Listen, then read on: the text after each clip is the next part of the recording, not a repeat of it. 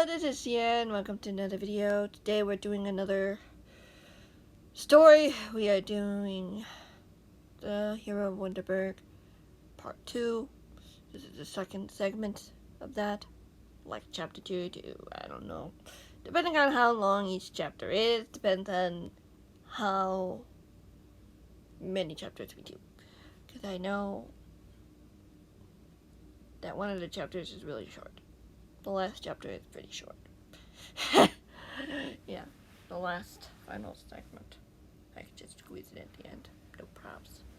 What am I doing? I'm just kicking everything around. Anyway, if you guys haven't seen any of the other parts yet, be sure you do so, because spoilers. Yeah, let's get right into it now, shall we? Stumpy. Stumpy wasn't sure where he was. All I could see around him were darkness and shadows. Nothing seemed familiar. Everything didn't seem right. As Stumpy's eyes looked around in darkness, an uneasy feeling filling him. This situation didn't feel right. It almost felt slightly off for some reason. "Hello? Is anyone there?" the cat called out, loud. His voice echoing off unseen walls. Was he in a dark room? No, it couldn't be. He could feel what seemed to be a paved stone road underneath his feet. Floors weren't normally made out of stone, unless they were really fancy or something. He wasn't sure, but the road felt like the only familiar thing that was around him at that moment.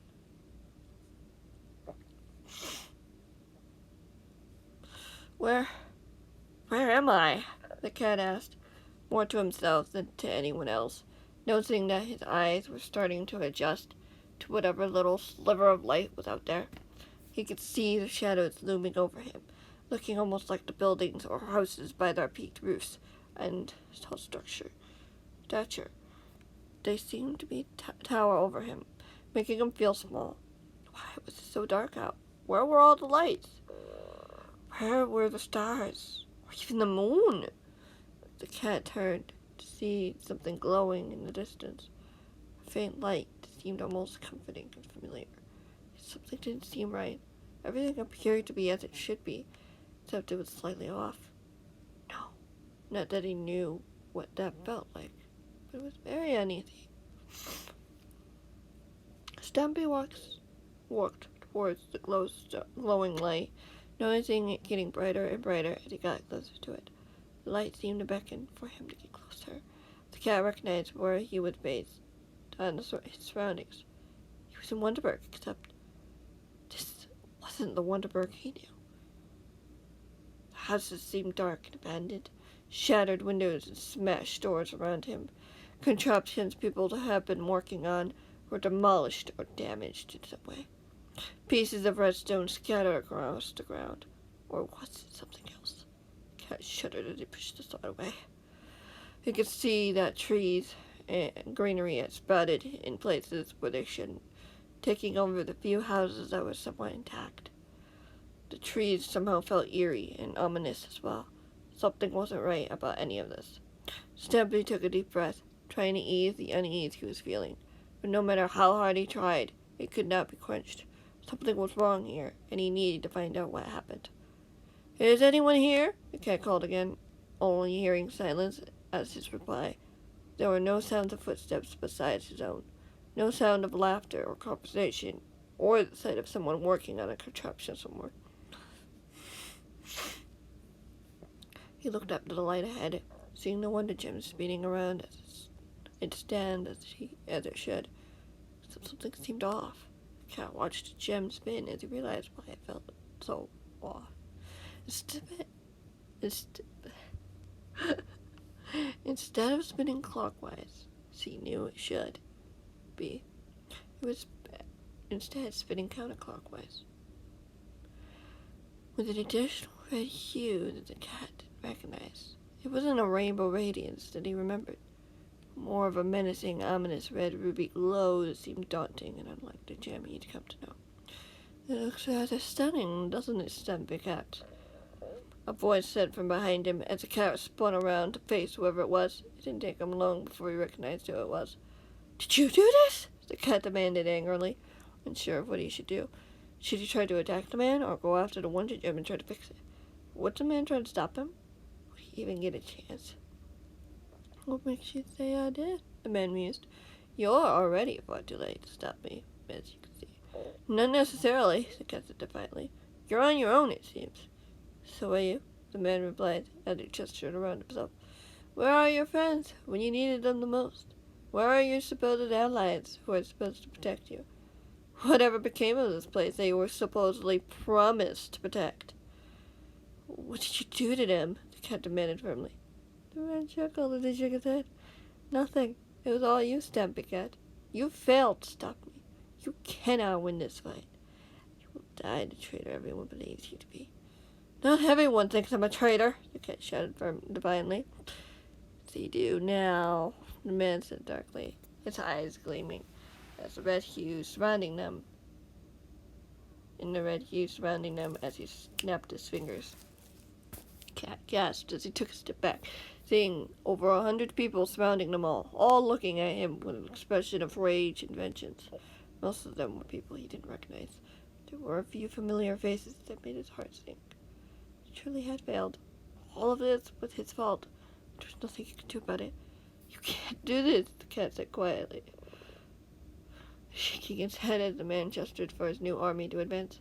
I'm afraid I'm already halved. And there's nothing you'll ever do that will stop me. You'll die to traitor people believe you are. The cat shook his head again as he turned to run, but he screamed when he felt hands grabbing him as he stared up at the gem that was spinning, feeling an unfamiliar weight press upon him. He felt people trying to grab for him. The cat struggled.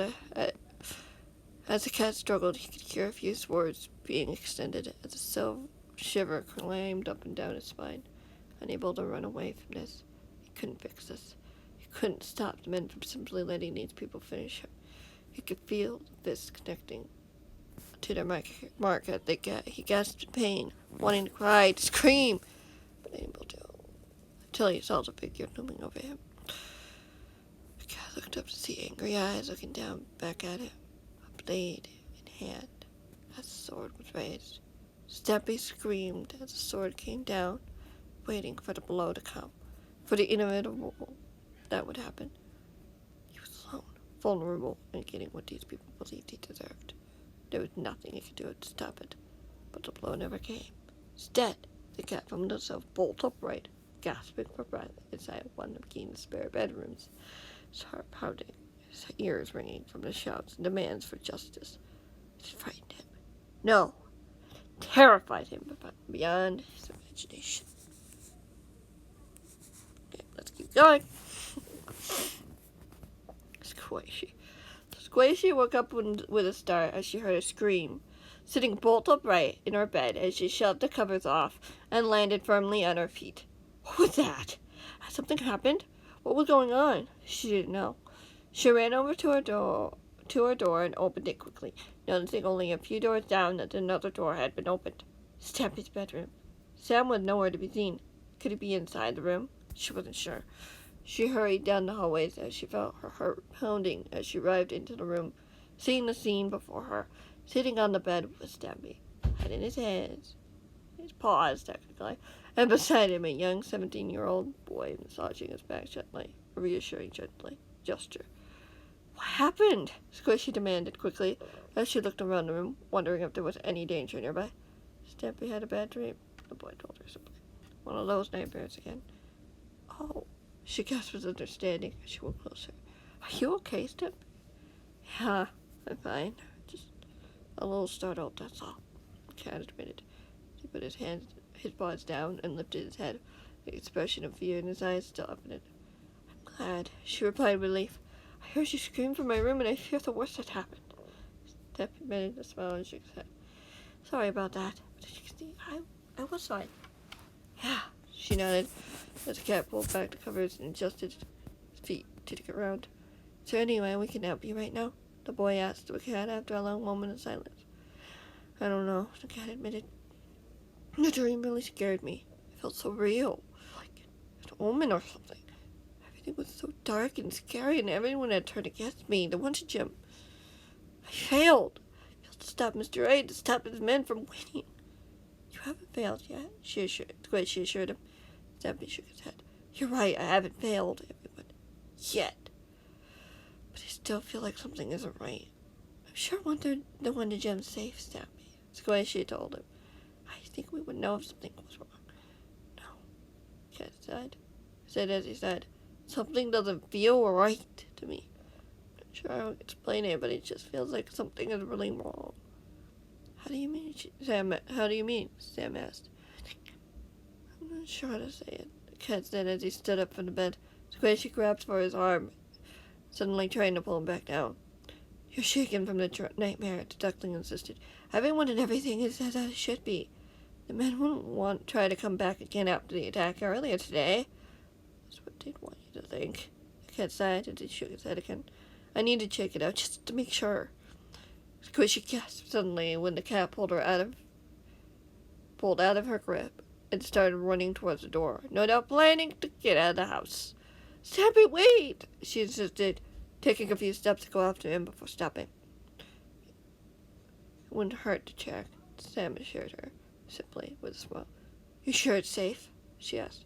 We'll be there with him, the boy said. If anything does happen, we can help. All right, she sighed as they both went out of the door in pursuit of their friend, the cat having a good lead, not hesitating for a single moment. Perhaps the hero in him was starting to come out. Something bothering him that he needed to see himself, but something was wrong. Wouldn't they have known? Wouldn't the alarms have gone off if it was the case? She couldn't be sure. She supposed they would find out very soon. And she wasn't sure she wanted to find out what exactly they would find there. Hopefully it was nothing else. But the uncertainty was still there, knowing they didn't have Keen with them at that moment to keep the men back. They were on their own. She hoped it would be enough. It had to be. Yeah. Unfortunately, we're going to have to end that there. Sorry for the cliffhanger, but I gotta do the cliffhanger. There you will come back for more. Oh, if you want to see more, be sure you leave a like and gotta come back whenever the next one comes out. Just keep an eye out. Supposedly it's supposed to be coming out next week, so supposedly. That's my prediction. But of course, things change, and we'll see how this goes. Now, thank you guys so much for watching. Hope you enjoyed, and I'll see you in the next one, whenever that might be. Goodbye.